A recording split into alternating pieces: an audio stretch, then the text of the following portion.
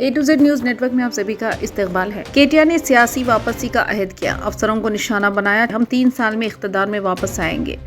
हम हर नाम को नोट कर रहे हैं, सबका एहतजाब होगा। वर्किंग सदर केटीआर चंद्रबाबू नायडू का ख्याल है कि वह हर चीज को कंट्रोल कर सकते हैं क्योंकि मरकज इनकी जेब में है और रेवंत इनका शागिर्द है, लेकिन वो भूल जाते हैं कि केसीआर बीआरएस सदर तेलंगाना के मफादात के तहफ़्फ़ुज़ के लिए मौजूद है। बीआरएस लीडर ने कहा, मीडिया डायनामिक्स को तब्दील करने पर केटीआर ने कहा, 10 सालों से आवाज़ें खामोश थी, अब वो अचानक बुलंद हो गई हैं। मीडिया आज हमारा साथ नहीं दे सकता, लेकिन हमारा असल हथियार सोशल मीडिया है।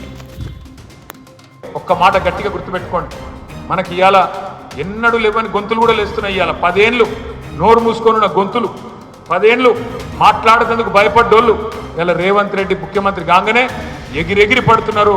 అసలు తెలంగాణ ఏంది, తెలంగాణ మీ జాగీరా అని మాట్లాడుతున్నారు. ఇవాళ యాది పెట్టుకోండి, మనకి ఇవాళ మీడియా సపోర్ట్ లేదు. ఇప్పుడు ఇంతసేపు ఈ కెమెరాలు పెట్టిరు కదా, ఎవరు చూపెట్టరు, వస్తుంది అది అడుగుతుంది. ఏదో వీళ్ళ ఉప్పసకు పాపం వీళ్ళ ఉద్యోగాలకు తప్ప ఎవడు చూపెట్టాడు. నేనేమంటున్నా అంటే వీళ్ళెవరు మనకు సపోర్ట్ లేదు.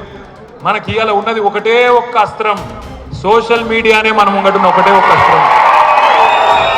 కేంద్ర ప్రభుత్వం నోరిప్పేదాకా, స్పందించేదాకా. ఎందుకంటే చంద్రబాబు నాయుడు గారు అనుకుంటున్నారు కేంద్రం జుట్టు నా చేతుల్లో ఉంది, రేవంత్ రెడ్డి నా శిష్యుడు, నా చెంచాగాడు, నేను ఎట్లా చెప్తే అట్లా చేస్తాడు, కాబట్టి నేను ఇష్టం ఉన్నట్టు చేసుకోవచ్చు అని చంద్రబాబు నాయుడు గారు అనుకుంటున్నారు. కానీ ఆయన మర్చిపోతున్నాడు, తెలంగాణ ప్రయోజనాలు కాపాడడానికి కేసీఆర్ ఉన్నాడు అనే మాట మర్చిపోతా ఉన్నాడు. ఖచ్చితంగా కేసీఆర్ ఉన్నాడు, మనందరం ఉన్నాం. ఒక్కొక్కరం ఒక కేసీఆర్ లాగా ఉద్యమించాల్సిన బాధ్యత కూడా మన మీదనే ఉన్నది.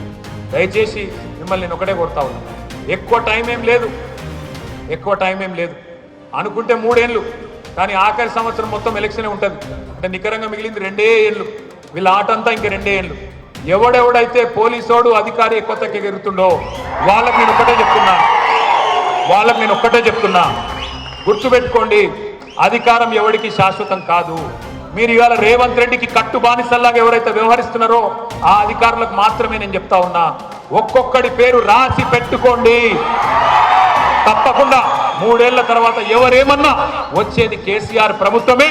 ముమ్మాటికి అన్ని లెక్కలు సెటిల్ చేసే బాధ్యత మాది, మిత్తితో సహా ఇచ్చే బాధ్యత కూడా మాది. మీరు అనుమానం పెట్టుకోవద్దు.